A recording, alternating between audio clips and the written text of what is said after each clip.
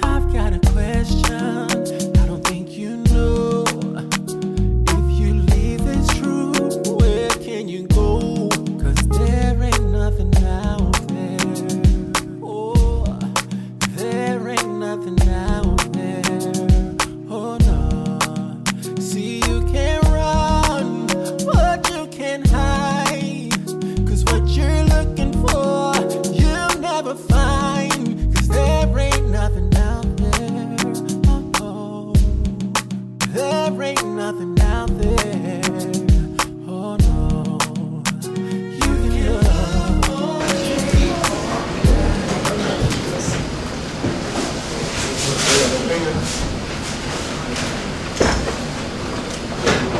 I'd like to say happy Sabbath to everybody.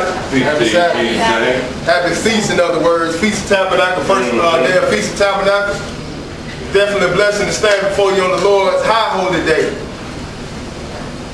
And as y'all can see, we bringing in the food and stuff like that, prepared to get some physical food. Bring me that, brother. And after that, before we can get to the physical food, we gotta get to the spiritual food and understand what it is we observe. You know, when you look around today, there's been a nation of people that's been scattered in the worldwide captivity, sisters and brothers. And this has only happened to one nation of people. And these people still happen to be in captivity today. And if you pay attention to the Lord's feast days, you'll understand that included in the Lord's plan of salvation is also the gathering of his people Israel. And what I mean by that is, you know, all the different leaders or all the different people that came up, you know, so-called for the cause, has tried to, you know, rally up the people to try to get them to go back to the motherland. And all of them have not been successful. From Martin Luther King, Malcolm X, Marcus Garvey, you know, I can't remember the other, I think it's John Smith or John Thomas, something like that. But all the different people, even now today, you have the preachers, you know, where the people are looking for somebody to take them out of their condition, out of the situations that happen to, you know, plague this people. But when you get into the Word of God, you get understanding. When you find out, you begin to understand that this curse that's been put on this nation of people, you know, man couldn't possibly do this. You know, all the different situations we see taking place, you know, we constantly trying to find our way to get out of the situation. We always try to come up with ways. You hear brothers, you know, go from being Christian to Moors, and they try to break away from the system. Right. But yet still, you're still in captivity no matter what. So you can try all the different tactics you want to. You know, Israel is a nation of people that's scattered in a worldwide captivity and gonna be in captivity until the return of the Lord, sisters and brothers. And that's what this day is about. So before we actually get into Leviticus, where it tells us to observe this feast day, we're gonna actually, you know, go find out when this captivity took place and why it took place. You know, so we can, you know, we're gonna go through this kind of quick because we got, you know, the other broadcast from Philly, Indiana gonna come up next. So we're gonna go through this so we can just, you know, keep it simple so y'all can also get to the food. But let's go and open this up at Deuteronomy chapter 28. And this is one of the places that when I first came into the Word, this is where I started understanding who I was according to the Bible. You know, like when you think about all the different nationalities of the world, you know, everybody got a history. Everybody got a starting point. And for us, they tell us our starting point happens to be when we came to America, or when we came to the different nations of where we scattered at. But now our history actually goes back way before that. Our history goes back to, you know, Abraham. And then Abraham had Isaac. Isaac had Jacob. And Jacob had the 12 tribes of Israel, sisters and brothers.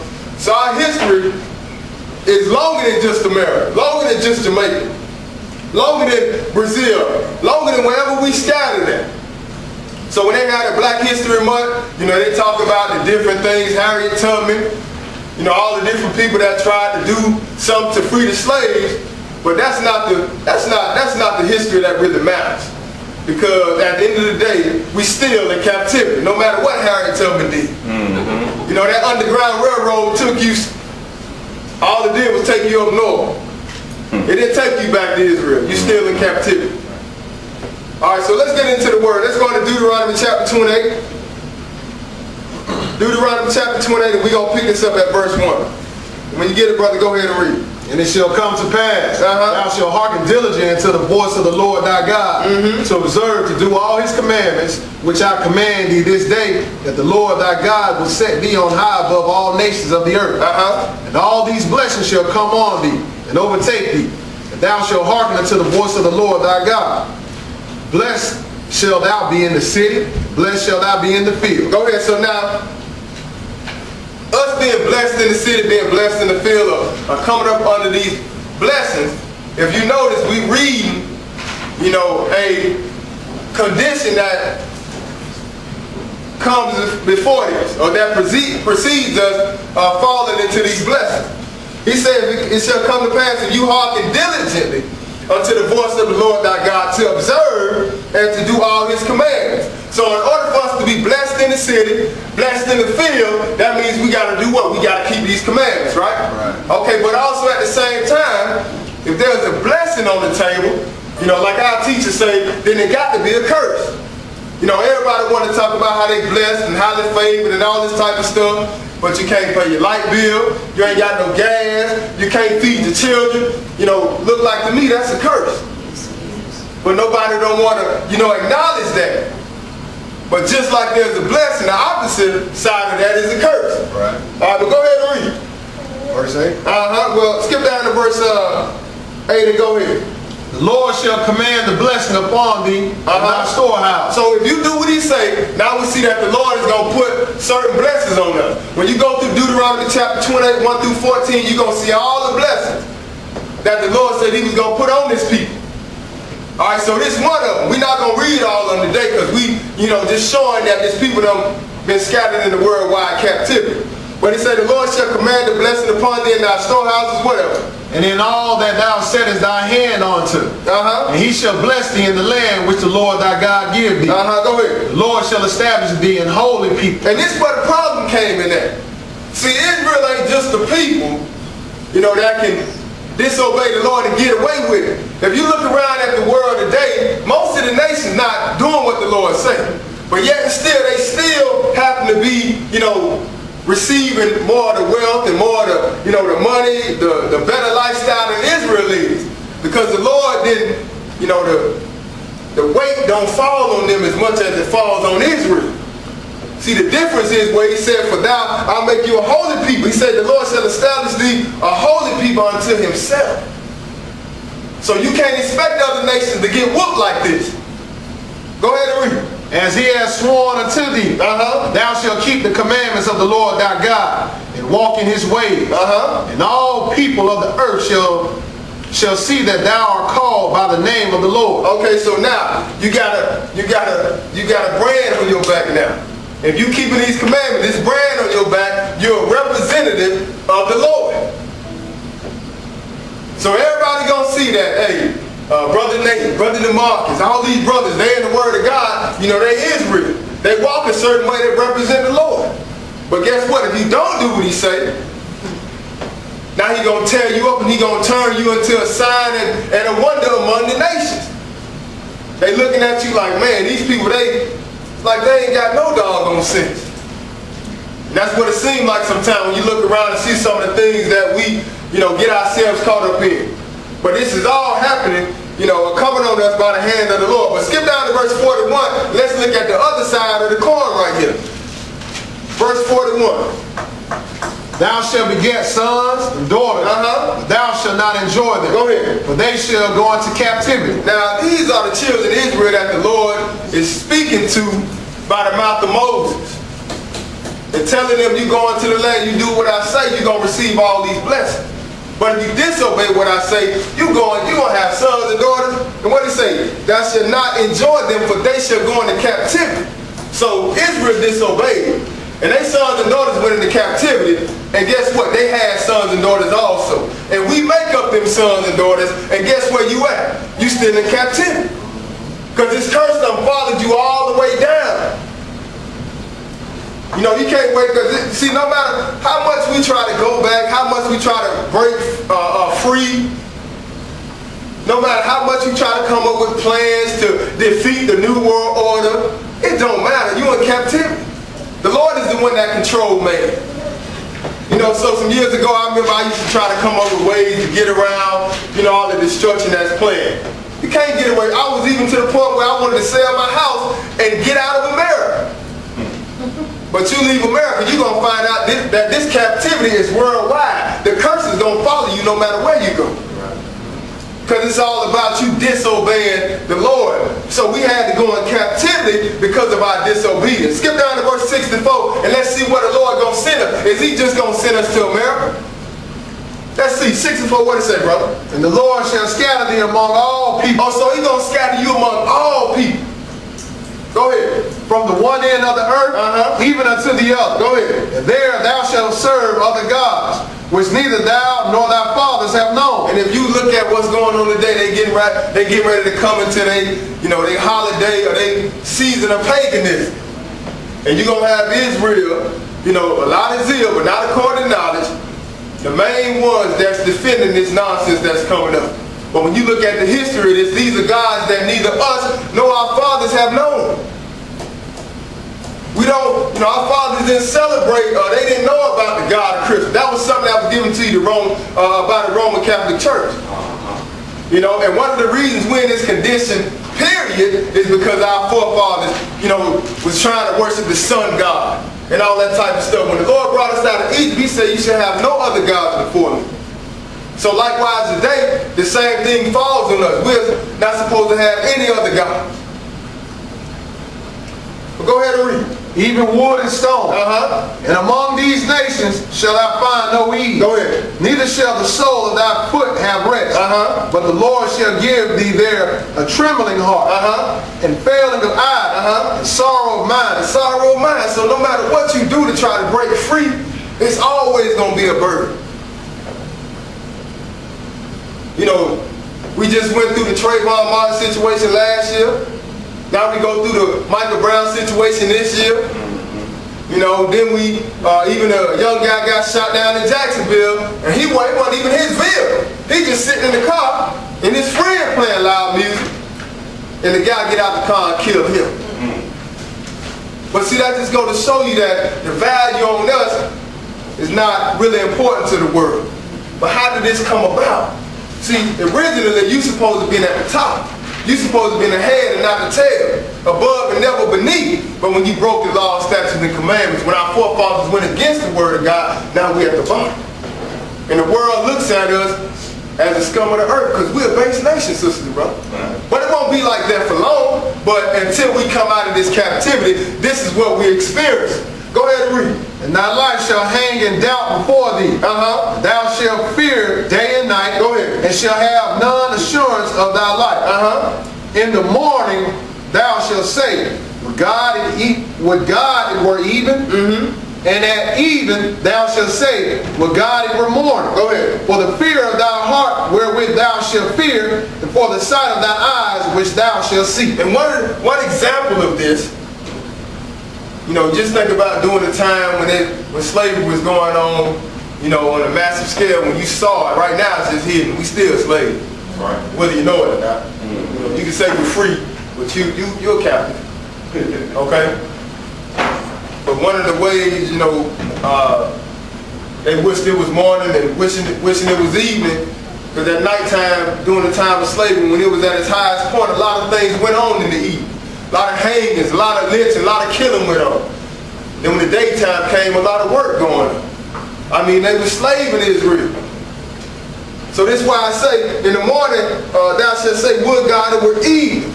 And at evening thou shalt say, would God it were morning. For the fear of thine heart wherewith thou shalt fear, and for the sight of thine eyes which thou shalt see. Verse 16, go ahead, because see this sign right here going to be the climax of it.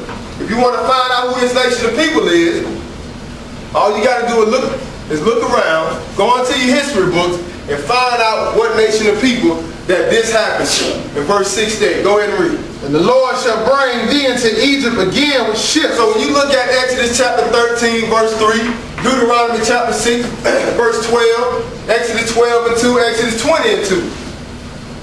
When the Lord make reference to Egypt, he always followed with, I'm the Lord thy God which have brought you out of Egypt, out of the house of bondage. Because Egypt to Israel represents us being in bondage, sisters and brothers. So this is why the Lord said the Lord gonna bring you into Egypt again with ships. In other words, I'm gonna take you into worldwide bondage. But your transportation gonna be ships. So ask yourself, who went into worldwide captivity by way of slave ships? Yeah, a few people might have went, different places on ships, but who went into worldwide captivity as a nation on slave ships, sisters and brothers? Go ahead and read. By the way whereof I spake unto thee. And that's how you got here, just like you said we was going. Go ahead. Thou shalt see it no more again. So you're not going back to that previous Egypt, but you going into worldwide captivity if you disobey what I say. Go ahead. And there ye shall be sold unto your enemies. Bondmen and bondwomen. And a bondman is a male slave. A bondwoman is a female slave. So he said, when you go into this worldwide, or when you go into this captivity, we know it's worldwide, because in verse 64 he said he's going to scatter you among the nations. Now we seeing what, mode of transportation we had to take. We went by ships. But he said when you get there, you're going to be sold unto your enemies. So just think about it. The people in Israel today, at what point were they sold? At what point did they go into captivity by ships? They migrated and they went because they wanted to go. But this here only happened to one people. So the way you're going to identify who the Lord's people is, you have to look inside the Bible and see who this actually happened to. And then you go into history and you'll be able to line it up. Only happened to one nation of people. But that's it on that. And no man shall buy you. And ain't nobody gonna free you. You can have all the feel-good parties you want to. Ain't nobody gonna get you out of this captivity. All the speeches, all the Al Sharpton sit-ins, and Martin Luther King, and every Black History Month they play the Martin Luther King, I Have a Dream, and get all emotional and mushy about it. But guess what? After Black History Month is over with, you're still in captivity. You ain't going nowhere until the coming of the Lord. Now let's go over to Jeremiah chapter 25.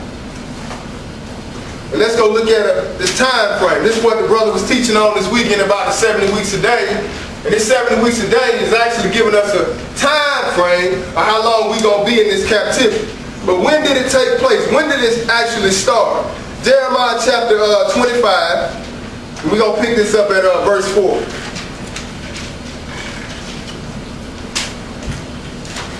Go ahead and read. And the Lord hath sent unto you all his servants the prophets, rising early and sending them. But ye have not hearkened, nor inclined your ear to hear. Go ahead. They said, turn ye again now every one from his evil way, from the evil of your doings, and dwell in the land that the Lord had given unto you and to your fathers forever and ever. So if they would have turned from their evil ways, and evidently they would have stayed inside the land. And then when you read, further on or go back a little bit in Jeremiah, I think it's around 21, like I was talking last week, you'll see that the Lord even kind of bargained with Israel a little bit. He told me, look, if you just keep the Sabbath day, I'm going to send you into captivity. Because, if you can just keep the Sabbath day, then you can build from there. So they had some type of foundation. The Lord just said, listen, just keep the Sabbath day, we can work everything else out. That's like at the last, when you trying to keep your wife, and all hell done broke loose and she about to leave and the voice getting ready to come in and you, as a man, you say, listen, hold on, let's just try to figure it out. Let's just try to work it out. I work 2 jobs to keep the bills. What I need to do so you don't have to leave. Well, in this sense, we the wife to Christ. So the Lord, at the last straw, what he said was, if you just keep my Sabbath, you won't go into captivity. But if you notice, it's based upon just doing what he say, and we would have stayed in the land. But if you break my commandments, y'all got to get up out of here. because Jerusalem is the holy city. So you don't want to, keep his commandments, you got to go. So we don't see that. Go ahead and read, brother. And go not after other gods to serve them and to worship them. And provoke me not to anger with the works of your hands. Go ahead. And I will do you no hurt. All right, skip down to verse 9 and go ahead. Behold, I will send and take all the families of the north, saith the Lord. Because see, they didn't listen to him. They didn't do what he said. So this is why the Lord is going to do this. That's why in verse 8 it says, therefore thus saith the Lord of hosts, because you have not heard my words. Behold, I will send and take all the families of the north, and do what? Saith the Lord.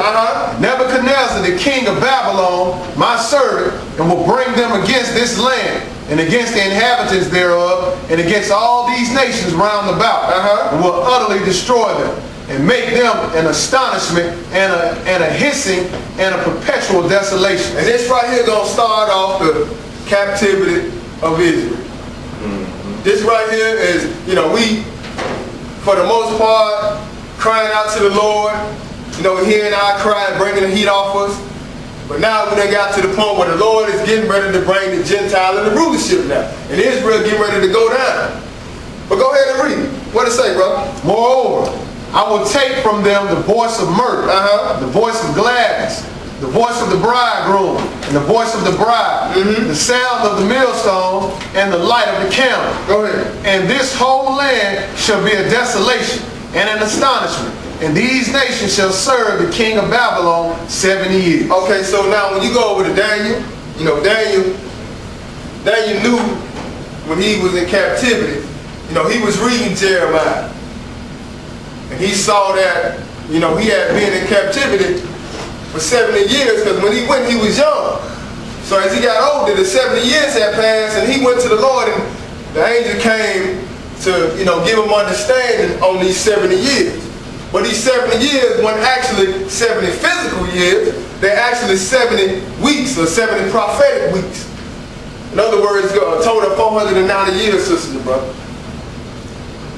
And Jesus was going to come, stop the sacrifice of oblation in the midst of the week. And once he came and preached for 3.5 years, and he was crucified. And it stopped this 490 years. It stopped us right at 486.5 years.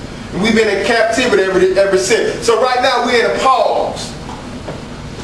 And then it's going to start playing again when Jesus gets back, and he's going to finish off the other 3.5 years from the 486.5, which will bring us to 409.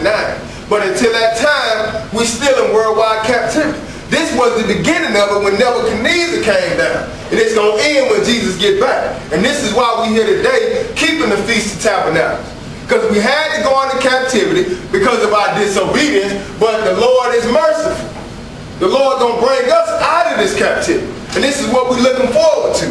All right, so go ahead and read. That's it on that. Now let's go over to Isaiah chapter 5. Isaiah chapter 5. Why did this have to happen to us? People like to question the Lord and wonder, why we going through this. It seems like we're a hamster inside, sitting on that wheel inside that aquarium. We keep on turning and keep turning, ain't going nowhere. The situation ain't getting no better, and as long as the slave master doing good, then the slave gonna do okay. But as the pressure starts getting tight on the slave master, then guess what? The pressure gonna start getting tight on the slave. That's who it's gonna hit first. It's gonna hit the man at the bottom of the totem pole. And we are at the bottom of the totem pole. So, just because a few of us have a little money here and there, as a nation, we still, like they say in the church, broke, busted, and disgusted. Yeah, we are. All right, so Isaiah chapter 5 and verse 11, what it say?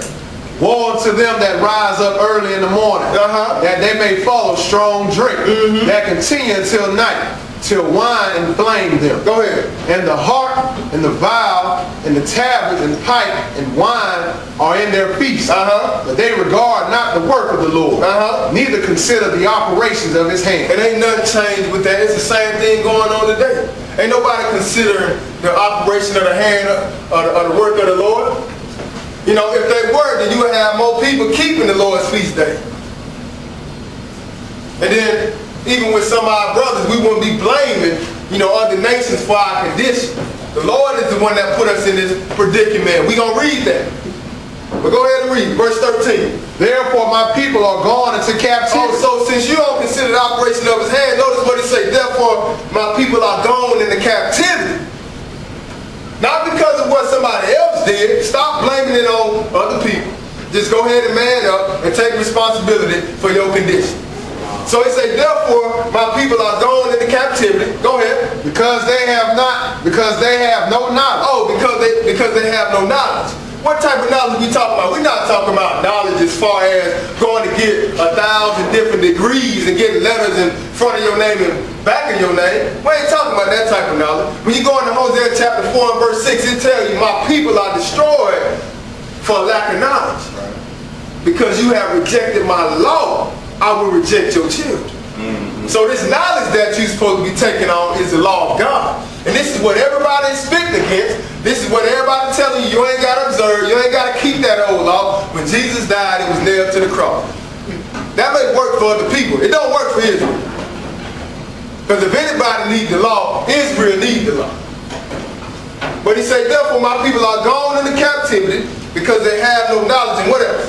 And their honorable men are famished. And their multitude dried up with thirst. And the reason why, because the teachers ain't got no knowledge.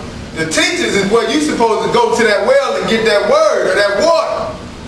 You know, when y'all come to Sabbath class on Saturday, y'all coming there, you coming to get the word.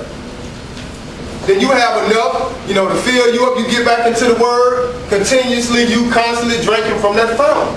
But if the teacher's famished, how you gonna go to them? How you gonna go and get any word?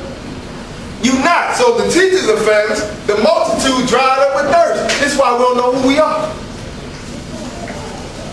But this is all based on our disobedience to the Lord. So what's going to happen? Verse 14, brother. Therefore hell hath enlarged herself. So since you don't want to apply my knowledge, he said, therefore hell hath enlarged herself. We just talking about a condition now. We're not talking about the lake of fire. We're talking about a condition that's been poured out on this people. It's hell when you can't pay your light bill. It's hell when you can't feed your children. It's hell when you ain't got no money to pay medical bills and you sick.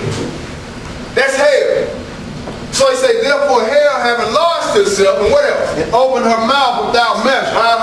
And their glory, and their multitude, and their pomp, and he that rejoiced shall descend into. So all of Israel got to come down now. All of Israel going to descend into this hell now because of your disobedience. So let's go a little further. Let's go over to Luke chapter 19.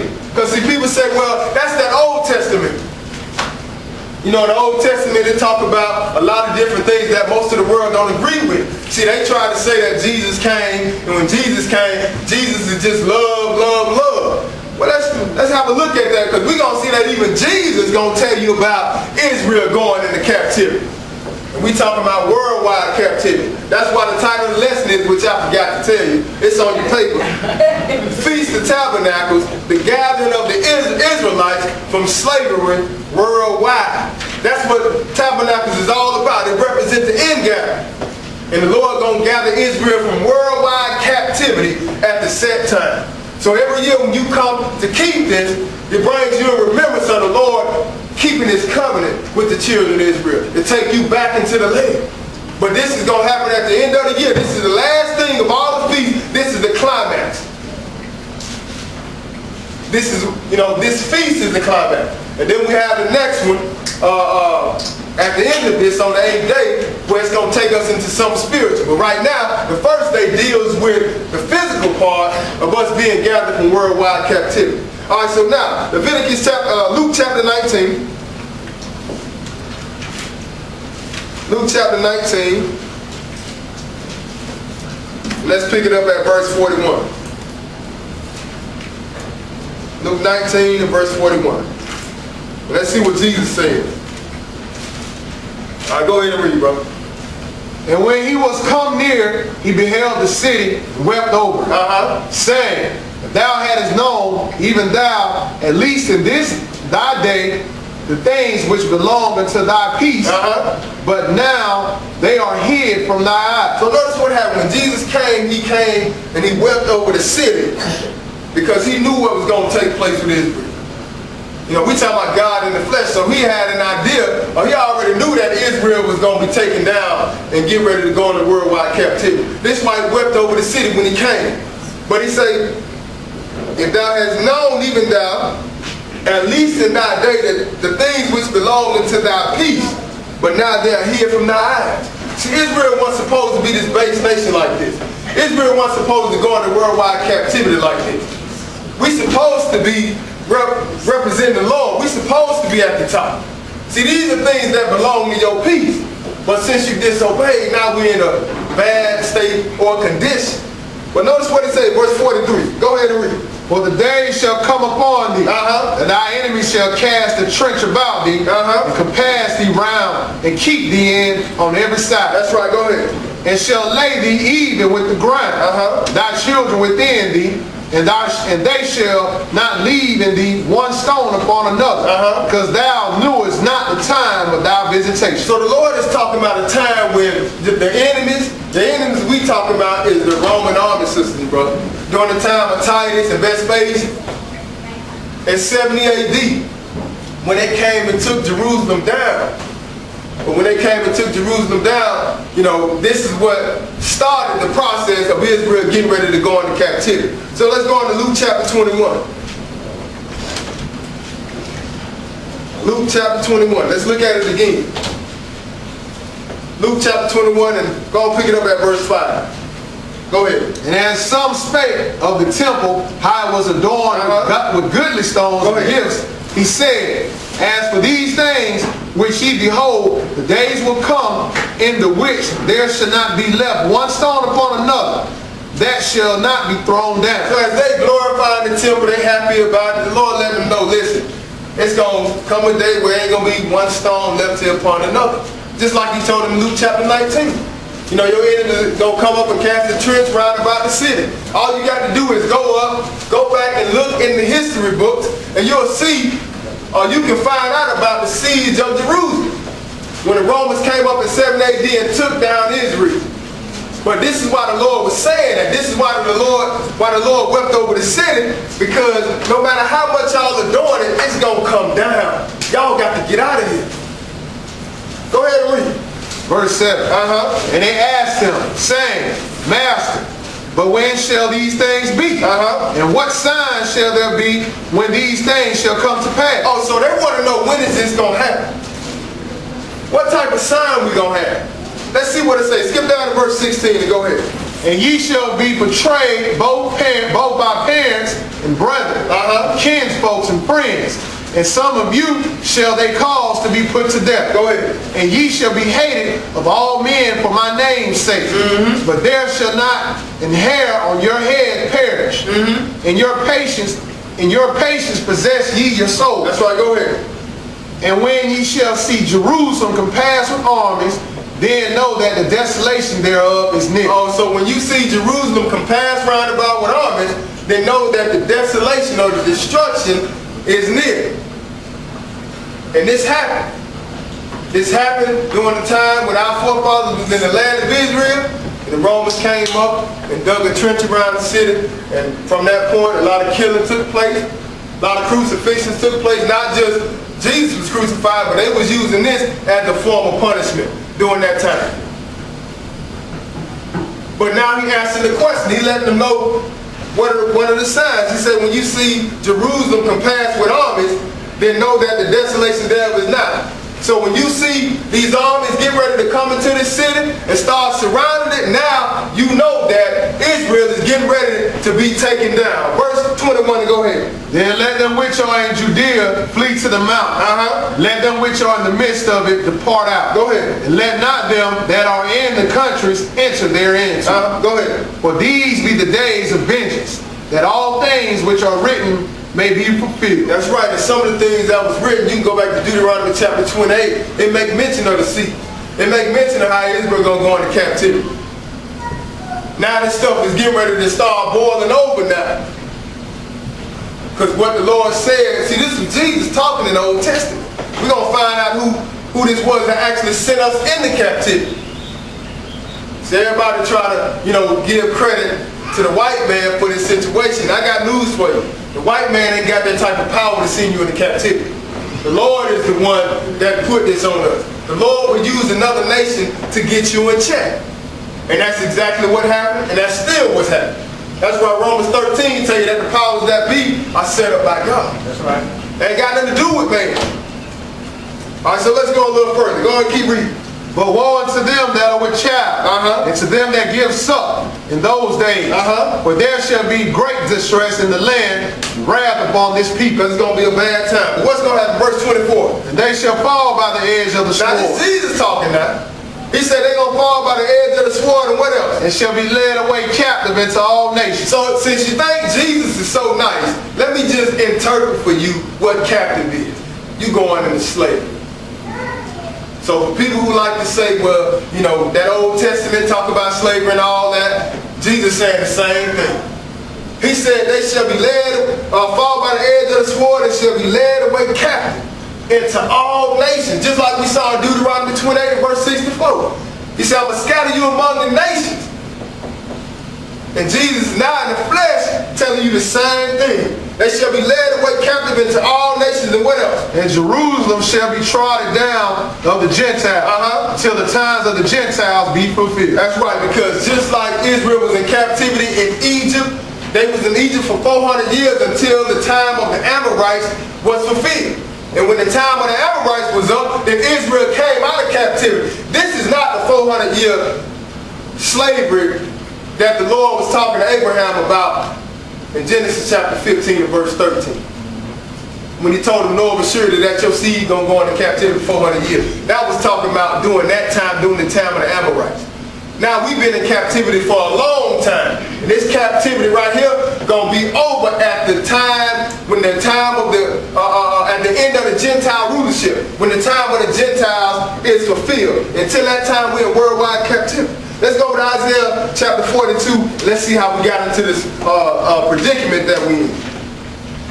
Because the same one that got us in this predicament, that put us into captivity, is the same one that's going to deliver us. Isaiah chapter 42. Isaiah chapter 42. And we're going to pick it up at verse 18. Go ahead and read, brother. Hear ye deaf, and look ye blind, that ye may see. Who is blind but my servant? Go ahead. Or deaf as my messenger that I sent? Who is blind as he that is perfect, and blind as the Lord's servant? Seeing many things, but thou observest not. Opening the ears, but he heareth not. The Lord is well pleased for his righteous sake.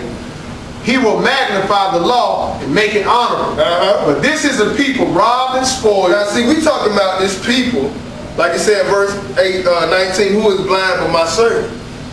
But like you say, this is a people. So we talking about a nation of people. You know, this same people is robbed and spoiled, but this same people is also his messenger that he sent. This same people is the one that's blind, as he that is perfect is blind as the Lord's servant. Because Israel is the Lord's people. The one that's supposed to do the work for the Lord, to bring the salvation, introduce salvation to the world. That's why the Lord told the lady at the well, you know not what you worship. We know what we worship, but salvation is of the Jews. So the Lord done, you know, when we saw in Deuteronomy, when he said he'll make them a holy people, this people was set aside to do the Lord's work. But since you don't want to do the Lord's work, the Lord got to deal with us. And the Lord is still dealing with us. That's why I said the Lord is pleased for his righteousness' sake. He will magnify the law and make it honorable, but this is the people robbed and spoiled. They're what? They are all of them snared and hold. You get out of one situation and another one come up. You might have a little breathing room, but you don't serve the Lord. You always going to be trodden down. You're always going to be going through something if you decide not to serve the Lord. It get a little better when you turn, when you start keeping the commandments. I can't say it I can't say that it changes all the way, because you still got the sentence on it. The sentence of us coming out of this captivity ain't going to take place until the end. So, we serve the Lord, but we're going to see some of the repercussions every now and then. We may not see it as much as, Israel in the flesh who don't do what he say. but you still gonna be reminded of who you are every now and then. So he said, but this is the people robbed and spoiled. They're all of them snares and holes. They're what? And they are hid in prison It houses. don't say they're hidden in the library. It don't say they're hidden in college institutions. It said they're hidden in what? Prison houses. So all you gotta do is look up all around the world, look at the population of the world, and you'll see that we the minority, but when it comes to the prison system, we are the ones that have a higher percentage of being in prison. And ask yourself why? Because the Lord said, this is the people robbed and spoiled, they're all selling holy, they are hid in prison houses. They are what? They are for a prey. And they are hunted.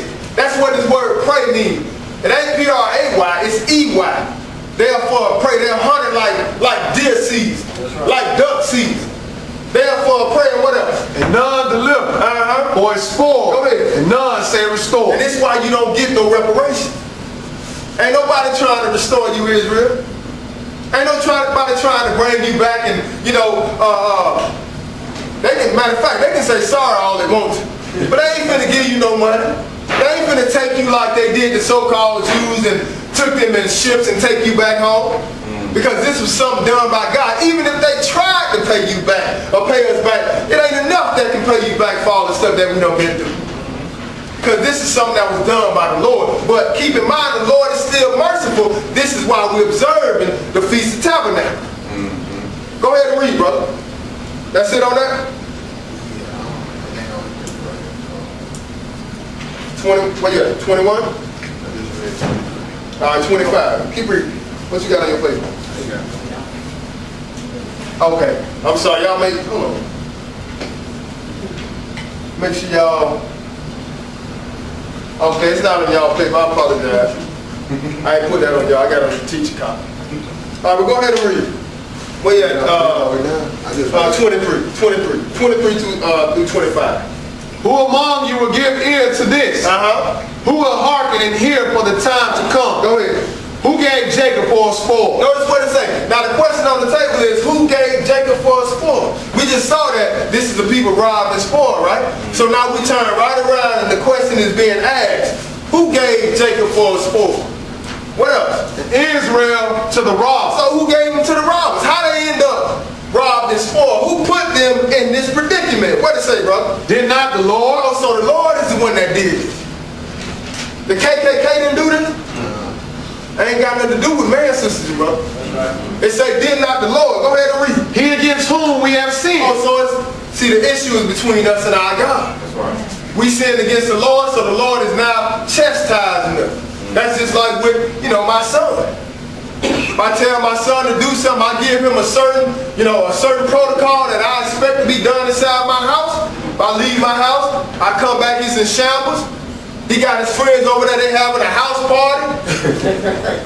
I'm not going to whoop the people that's in my house with him. They got to get out. But the person I'm going to deal with is my son. Well, likewise with the children of Israel, sisters and brothers. The Lord gave us a certain protocol, a certain life. He gave us that law. But the lifestyle we're supposed to abide by is inside this book. We decided to do otherwise. So now the Lord is dealing with us as a nation of people. Because it's against him whom we have sinned. For they what? For they would not walk in his ways. What is his ways? What is it? Neither were they obedient unto his law. So it all boiled down to us breaking that law. It's that simple. It ain't hard to keep the law, but let the preachers tell it nowadays, you can't keep that law. Yeah, it's impossible. So they make it seem. But it ain't impossible for you to get up every Sunday morning and go to these whorehouses. That's right. It ain't impossible for you to, get you a Christmas tree and bring it in your house on December 25th. It's impossible because you don't want to do it. But it ain't got nothing to do with the Lord making it impossible. But since we disobeyed, what did happen? Verse 25. Therefore he had poured upon him the fury of his anger. Oh, so the Lord done poured out this whipping on us like you take a cup of water and just pour it out. The Lord done poured out his fury upon us. Go ahead and read. And the strength of battle. And it has set him on fire round about. It has set him on fire round about. And what? Yet he knew not. And it burned him. Yet he laid it not to heart. This nation of people just running up and down the road on fire. Somebody tell you, look, your house on fire, man. Oh, no, it's not. Wake up, man. Your house on fire. I'm good. I'm straight. No, it's not. That's just like it. We telling you, man, wake up, turn. The Lord doing this, and now the Lord, I'm blessed and highly favored, brother Nate. No, you on fire. The Lord killing your sons. The Lord got you in our nation filling up the prison house. You on fire. You ain't blessed, sister, brother. And I'm not talking about us as a nation of people. The curses have been poured out on us. But it ain't all bad. It's going to change at the set time. But this is why we coming here keeping this day. Let's go to Matthew chapter 23. Who is this Lord that put this out on us? The same one that told you that you was going into captivity, that Jerusalem was going to go down, the same one had the opportunity to gather Israel. Matthew chapter 23, let's pick it up at verse 29. Verse 29. All right, go ahead and read, bro. Woe unto you, scribes and Pharisees, hypocrites, because ye build the tombs of the prophets and garnish the sepulchres of the righteous, and say, if we had been in the days of our fathers, we would not have been partakers with them in the blood of the prophets. So they saying, yeah, we was back in those days, we wanted to kill the prophets and all that. But notice what the Lord gonna say to them. Go ahead and read. Wherefore ye be witnesses wherefore ye be witnesses what? Unto yourselves, and ye are the children of them which killed the prophets. That's right. So you know, y'all going against Jesus. Jesus is the one that sent the prophet. So now Jesus himself done came in the flesh, the Son done came in the flesh, and they want to have him killed. So y'all ain't no different. Y'all the children of the ones that killed the prophets. But skip down to verse 37 and read. O Jerusalem, Jerusalem, thou that killest the prophets and stonest them which are sent unto thee. Notice what the Lord about to tell them. What he say? How often would I have gathered thy children together, even as a hen gathered her chickens under her wings, and ye would not. So how is this young man saying this, 30-something years old, how is he telling them? He said, oh, Jerusalem, Jerusalem, thou that killed the prophets and stoned them which are sent unto thee. How often would I have gathered thy children together, even as a hen gathered her chicken under her wings, and ye would not? Why is he saying, I would have gathered? Many times I would have gathered them, but they wouldn't do right. I couldn't do it. But why is he saying that? Because this is the God that was in the Old Testament. Now they're just dealing with him in the flesh. Go to 1 Corinthians chapter 10. Let's verify that. 1 Corinthians chapter 10. Because see, what man failed to realize, you're not going to get around Jesus. In order for you to get back to everlasting life, you got to go through Jesus. Man does not deal with the Father don't deal with mankind, sister, brother. The one that handles all the business is Jesus himself. So who was dealing with Israel in the wilderness? 1 Corinthians chapter 10 and verse 1, what it say? Moreover, brethren, I would not that ye should be ignorant, how that all our fathers were under the cloud, and all passed through the sea. Go ahead. And were all baptized unto Moses in the cloud and in the sea. So we familiar with this time. We familiar with, the time of the Red Sea, when Israel was in captivity in Egypt and the Lord brought them out. And as the Egyptians was chasing them, the Lord opened that Red Sea wide up. I was listening to one of the brothers this morning. He was saying how the Red Sea is 3,000 feet deep. So for the Lord to do something magnificent like that, that got to be something for us to remember all the way down in our time. But we got to see who this is that did that. Go ahead and read. And did eat the same spiritual meat. Did all eat the same spiritual meat and what? And did all drink the same spiritual drink. For they drank of that spiritual rock that followed them. When they drank of that spiritual rock that followed them, who was that rock that followed Israel through the Red Sea at that time? That was dealing with them in the wilderness. What did it say, brother? And that rock was Christ. Oh, so this rock was Jesus. That's right. This is why he told them how often I would have gathered you, but you would not. So the same one that sent us into captivity, the same one would have gathered them, but this is the same one that's going to gather us at the end. Let's go over to Leviticus chapter 26. Like I told y'all, regardless of what goes on, regardless of how dim it may seem, the Lord ain't going to forget us. The Lord can't forget his covenant. But he don't even tell you that in Leviticus. And in Leviticus, it's kind of similar. Leviticus 26 is kind of similar to Deuteronomy 28. You got the blessings, then you got the curses. So the Lord kind of lay them out in Leviticus. you know, what's going to happen to us if we disobey. But as you get toward the end of Leviticus 26, he's going to let you know how, you know, no matter what, I'm not going to forget. So let's look at that. Leviticus 26 and pick it up at verse 44. Go ahead and read. And yet for all that, when they be in the land of their enemies, I will not cast them away. Okay, so if you look around, we're in the land of our enemies. We're in the land that our forefathers didn't know America, okay? Our forefathers knew Israel. Then they knew Egypt, as far as like being over there in captivity and worshiping those gods and stuff. But the land that we were given was the land of Israel, the land of Canaan. So he said, yet for all that, when they be in the land of our enemies, he gonna what? Neither will I abhor them. He said, I will not cast them away. So no matter what's going on, even though, yeah, I had to lay out to you all the negative things that happened to Israel, but like I told you, it ain't all bad. Like he said, I will not cast them away, neither will I what? Abhor them. So he's not going to hate us all the way. He said, I'm not going to hate you. I ain't going to cast them away. Neither will I hate them. That's what abhor means. To do what? To destroy them utterly. And this is why we ain't gone as a nation of people. That's right. Because he said, I'm not going to destroy them utterly. Yeah, I'm going to allow some things to take place. I'm going to allow some bad things to happen to you. But I ain't going to destroy them utterly. Because he made a promise. And that promise got to come to pass. So he said, I'm not going to destroy them utterly. And what else? And to break my covenant with them.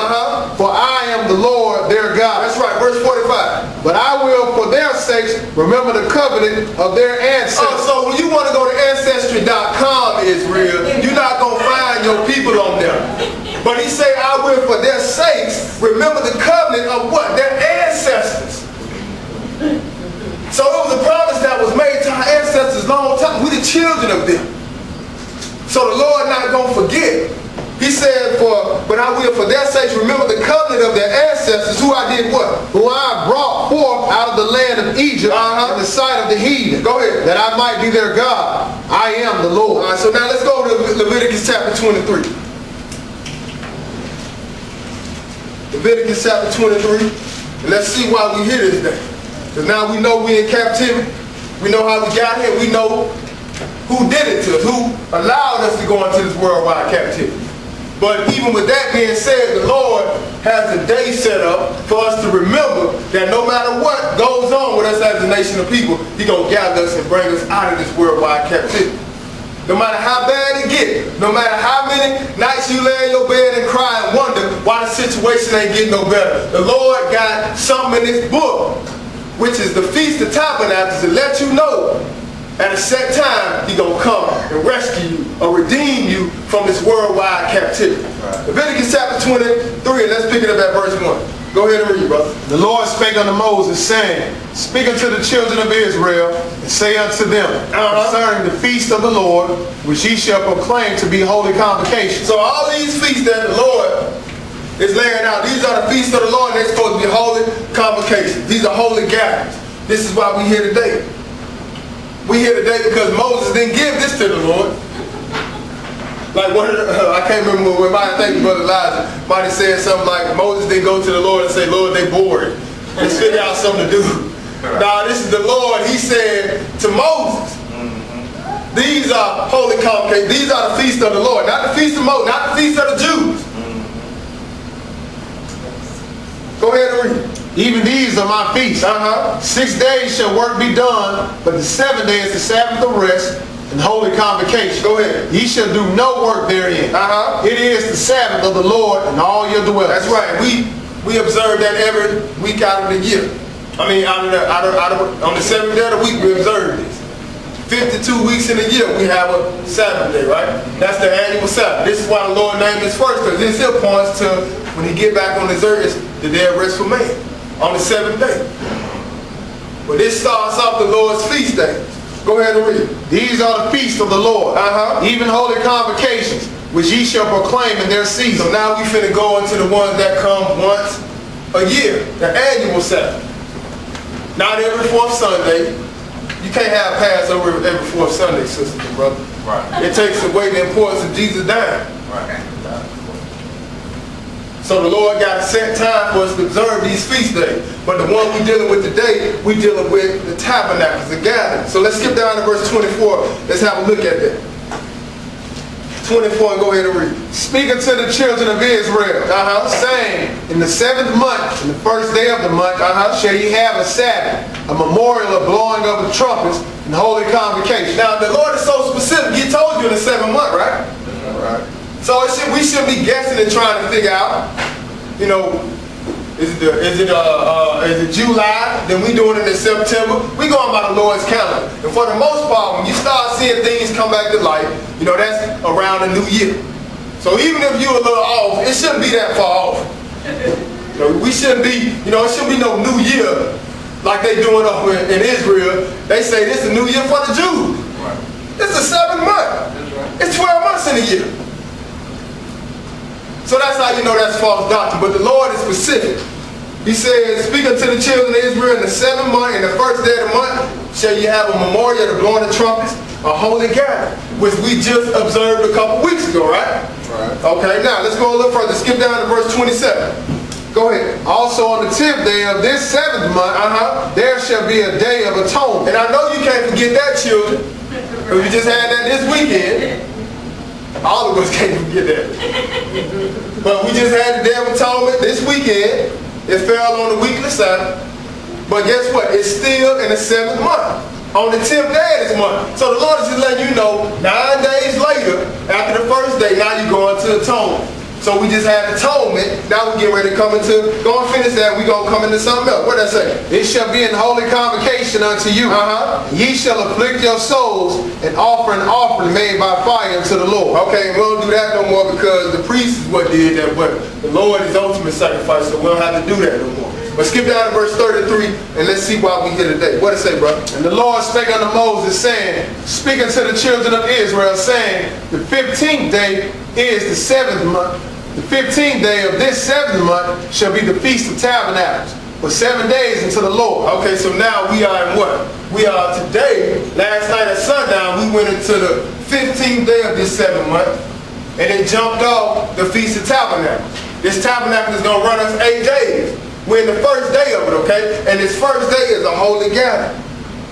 So it's going to tell you that in verse 35. What does it say? On the first day shall be an holy convocation.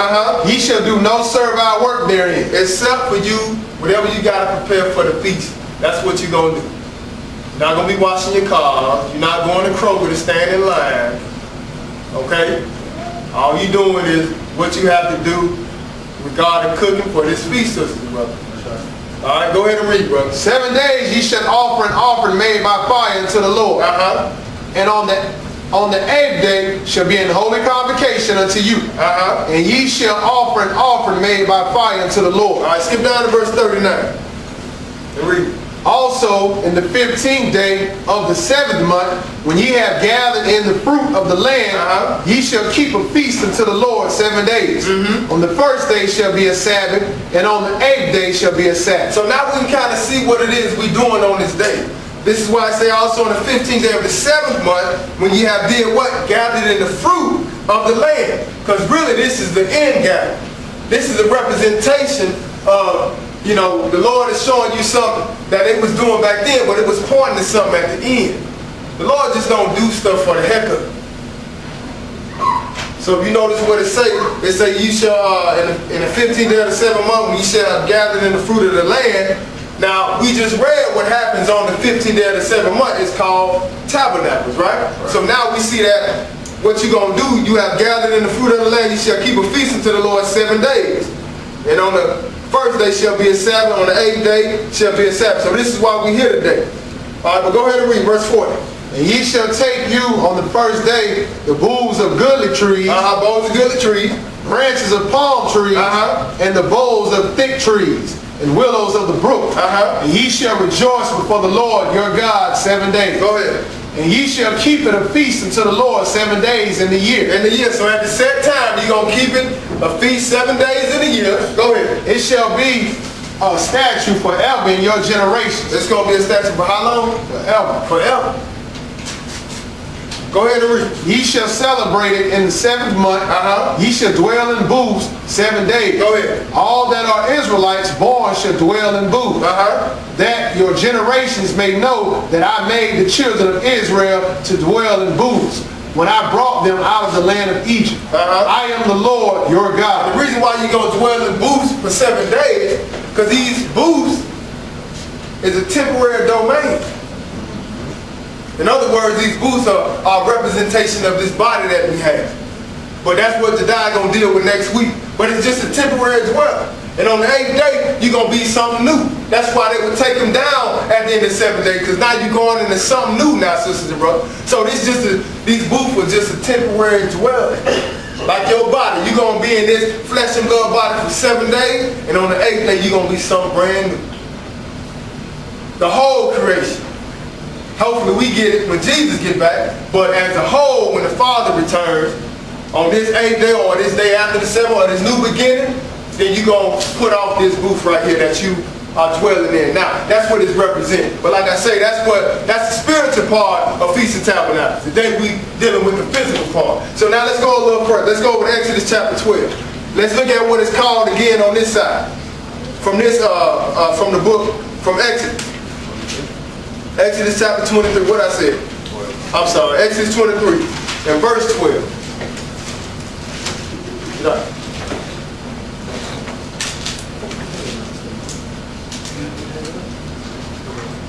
No, you good.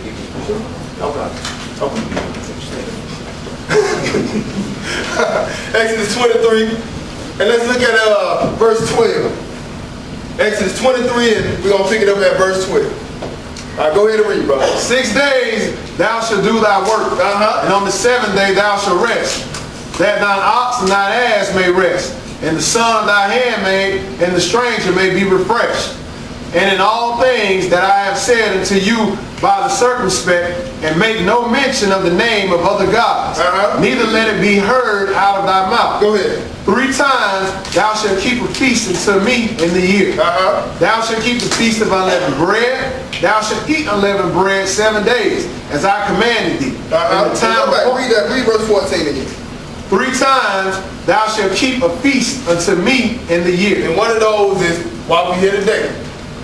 Alright, so you go Deuteronomy tell you, 3 times shall all males appear. But it mainly fall on the man as being responsible for bringing his family. So, the sisters can't just say, well, you got to be there. No, we talking about everybody in that household. That man, it's his responsibility for him to be there 3 times in the year to bring his family with him. Okay, so this is why we're here today. The first one says, thou shalt keep the feast of unleavened bread. Thou shalt eat unleavened bread 7 days, as I commanded thee in the time appointed of the month of Abib, for in it thou came from Egypt. And none shall appear before me empty. Just like today, you bringing something to the feast, whether it be, whatever the Lord bless you with financially to help out, however you want to do it. But you got to bring something, or it can be food. But just don't appear before the Lord empty. No, I ain't the Lord, but he's the Lord's feast. All right, but go ahead and read.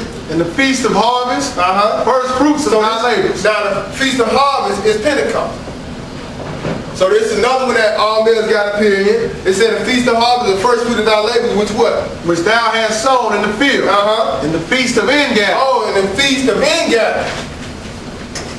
So this is another name for it, Tabernacles or Ingathering, which shall what? Which is in the end of the year. And this is the one, out of all the Lord's feasts, this is where the climax takes place at.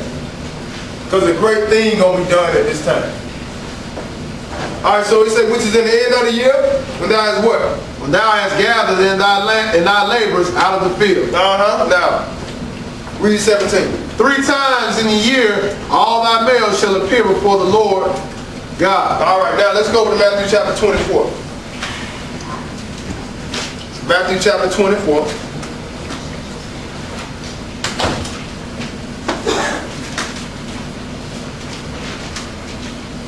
We're going to pick it up at verse 29. And what's happening here in Matthew chapter 24, the Lord is giving them a time frame.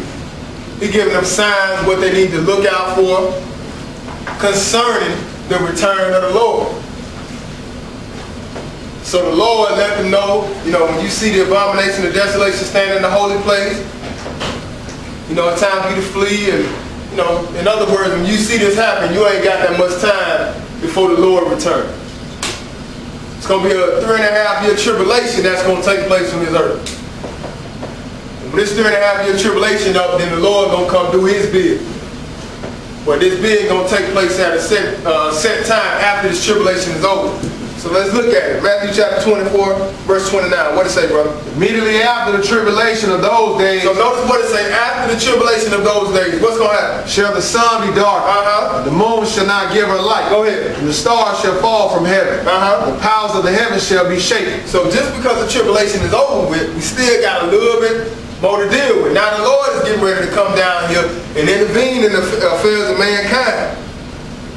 So the powers of the heavens shall be shaken, and what's going to happen? And then shall appear the sign of the Son of Man in heaven. And then shall all the tribes of the earth mourn. Go ahead. And they shall see the Son of Man coming in the clouds of heaven with power and great glory. Verse 31. And he shall send his angels with the great sound of a trumpet. So the Lord going to send his angels with a great sound of the trumpet after the tribulation. This is the last trumpet.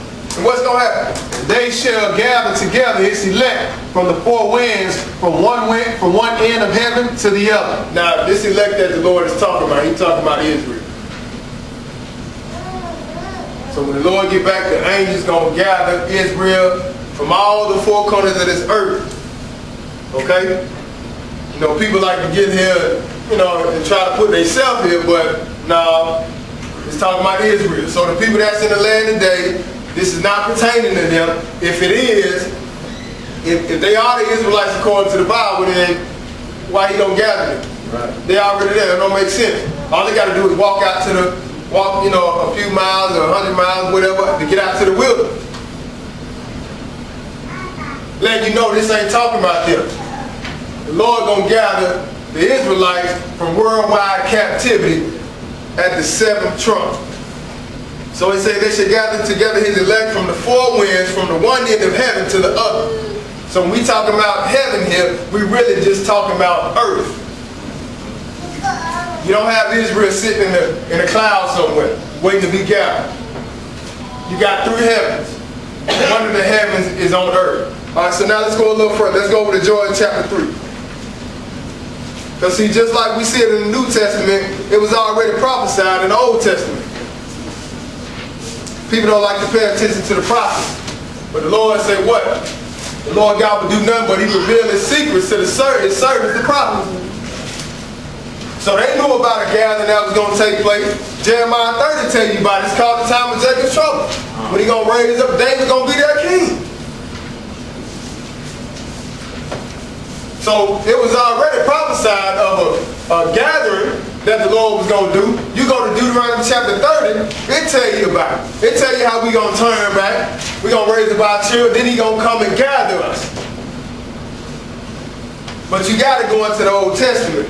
You can't just throw it off and think that the New Testament stands alone. They work hand in hand. Let's pick it up at verse 1. Joel chapter 3. We're going to pick it up at verse 1. Go ahead and read. For behold, in those days, and in that time, and I shall bring again the captivity of Judah and Jerusalem. Oh, see? Remember he said that you was going to be led away captive into all nations.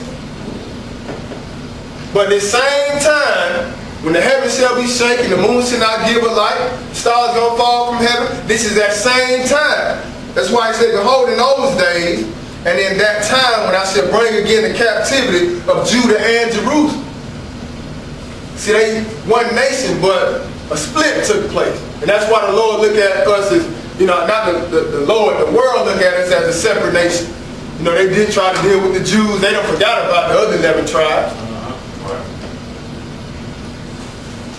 But they all one nation. The Lord gonna bring them back in the end. But notice what he said, verse 2. Go ahead and read. I will also gather all nations, and will bring them down into the valley of Jehoshaphat, and will plead with them there for my people and for my heritage Israel, Go ahead. whom they have scattered among the nations and parted my land. So even though we know the Lord is the one scattered, but the Lord, you know, it's gonna be just like with when the Lord brought us out of captivity back during the days of Egypt.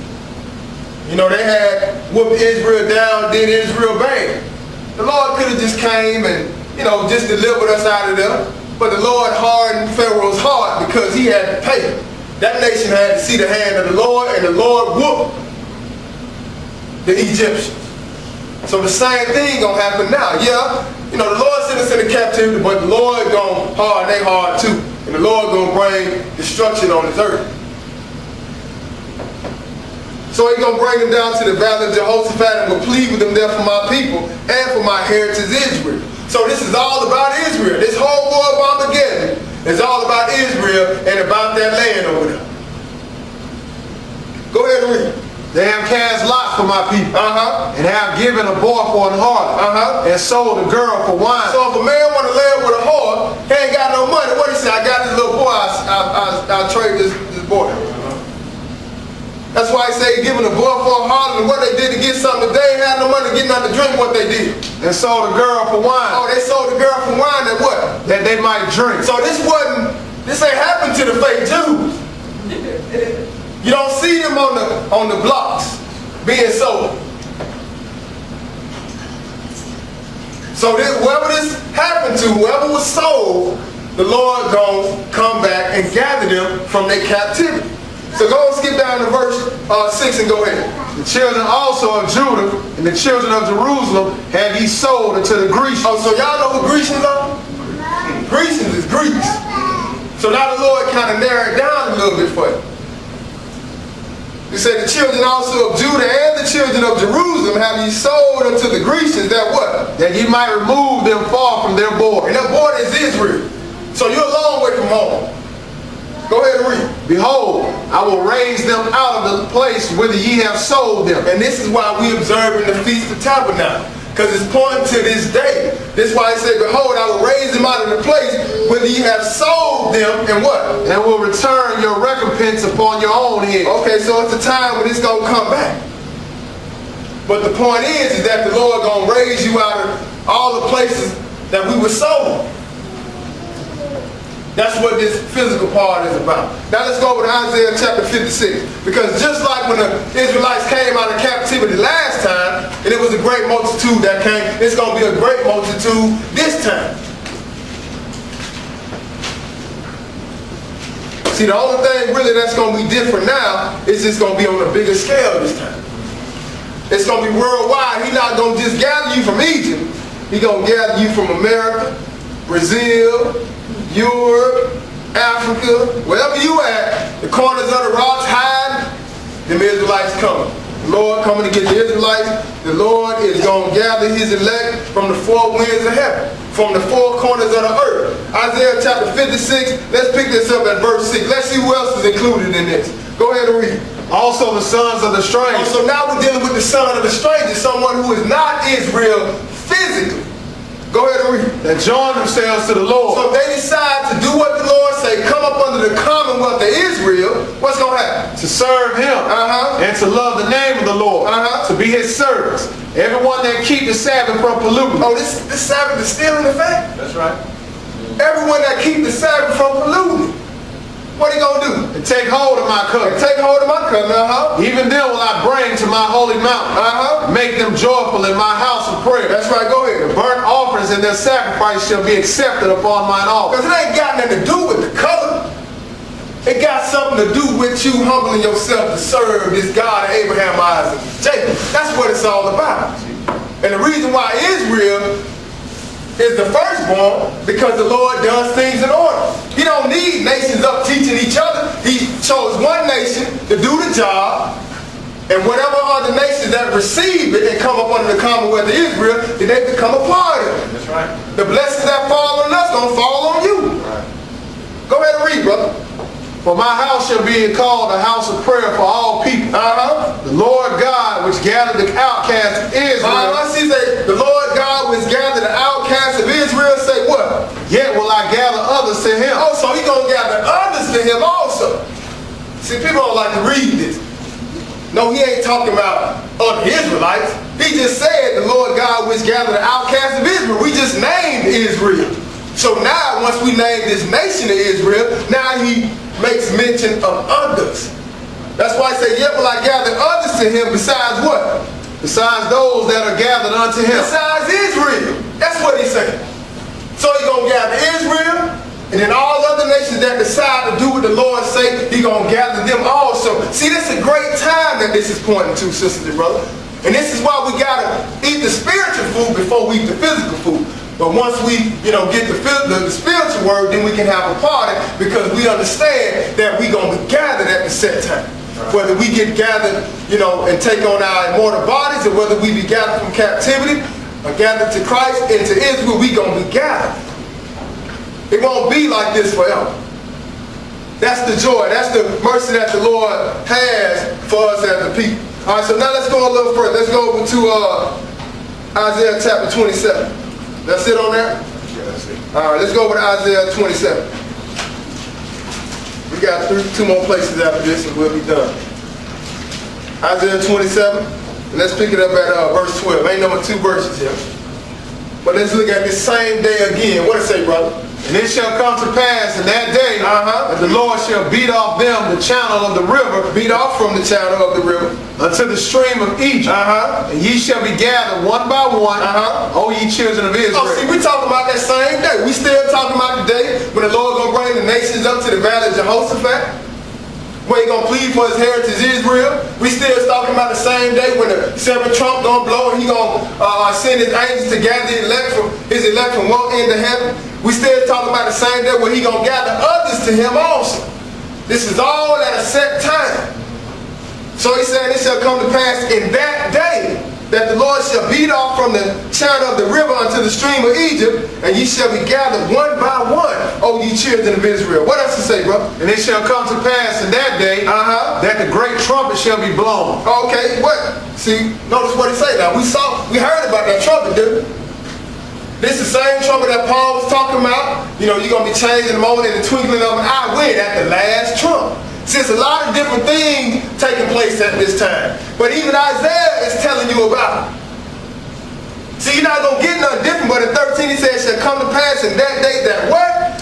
That the great trumpet shall be blown. Because this right here going to introduce the coming of a king.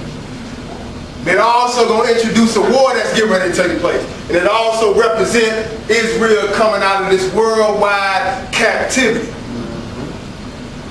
That the great trumpet shall be blown, and they what? And they shall come which were ready to perish in the land of Assyria, and in the outcasts in the land of Egypt, and shall worship the Lord in the holy mount at Jerusalem. Yeah, they're going to be ready to perish because it's going to be right after that great tribulation. And a lot of people are going to be ready to perish at that time. Close to dying, in other words. All right, so now let's go over to Isaiah chapter 11, because we're going to look and see that even though, we are way down further, a long ways from Egypt and what happened back then, we're going to show you that it's similar. This gathering here is going to be similar to that what took place then. But this time it's just going to be on a worldwide scale. That's why the lesson is Feast of Tabernacles, the gathering of the Israelites from slavery worldwide, not just from Egypt.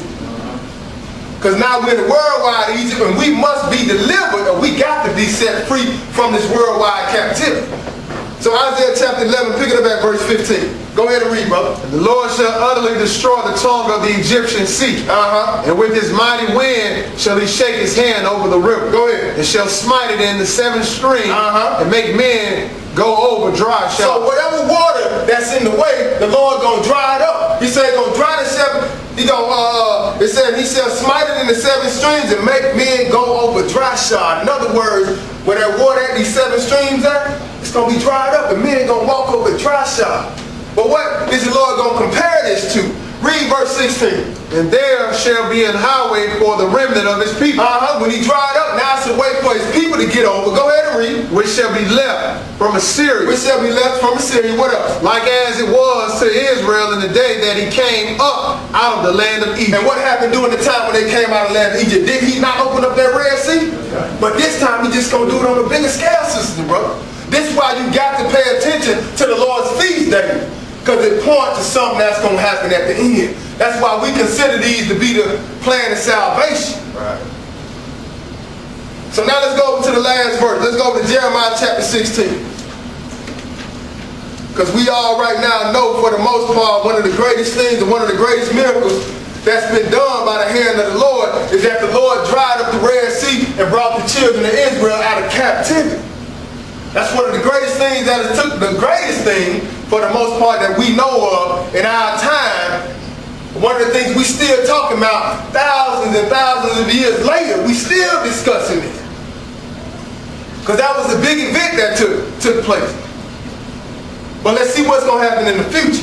Jeremiah chapter 16, pick it up at verse 9 and go ahead.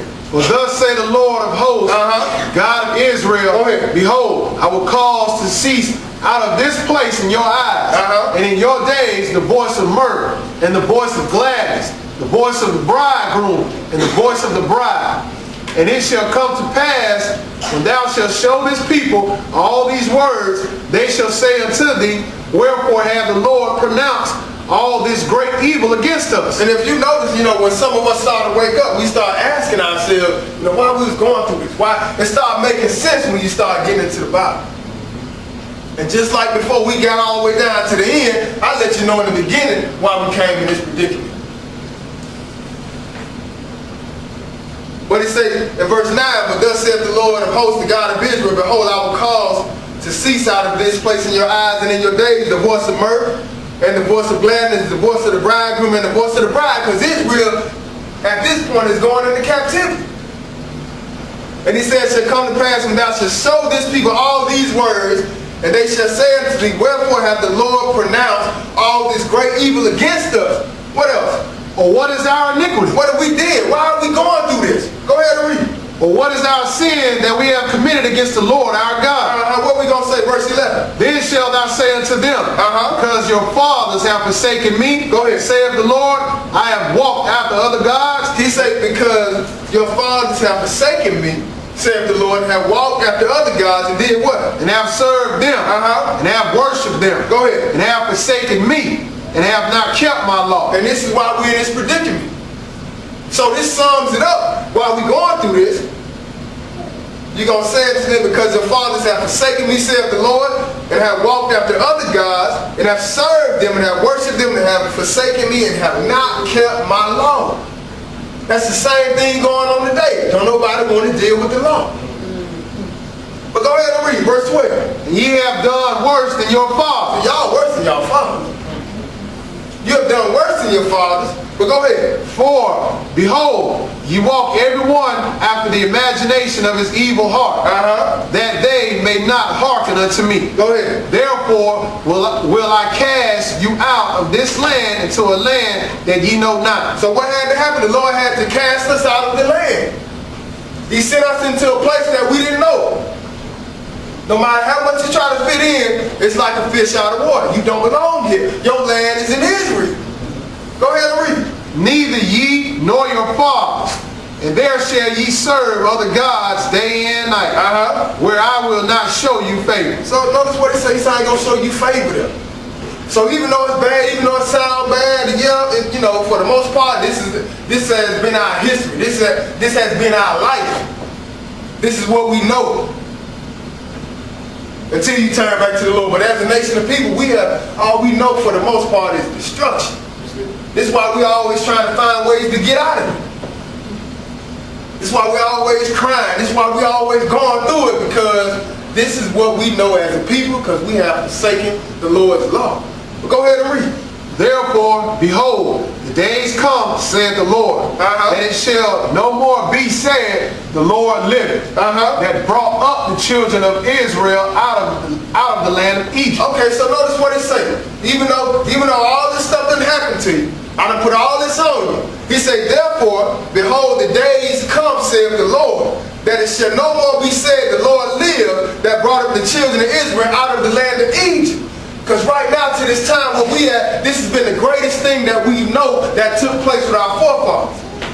So he says it's going to come a time, y'all ain't going to talk about that no more. Y'all not going to discuss that no more. But what we going to talk about? Verse 16, what it say? But 15, But the Lord lived. So you ain't going to talk about what happened with Egypt last time, but the Lord lived at what? That brought up the children of Israel from the land of the north, from all the lands whither he had driven them. Go ahead. And I will bring them again into their land that I gave unto their fathers. And that's what we're going to talk about in the future. So look forward to that. This is why we celebrate the Feast of Tabernacles. Because even though the Lord delivered our forefathers out of Egypt, that was great. But he's going to do something bigger than that. And he's going to gather us from all over the world. And that's going to be the conversation. So that's the lesson, sisters and brothers. Feast of Tabernacles, the gathering of the Israelites from slavery worldwide. Hopefully we got some understanding in Jesus' name.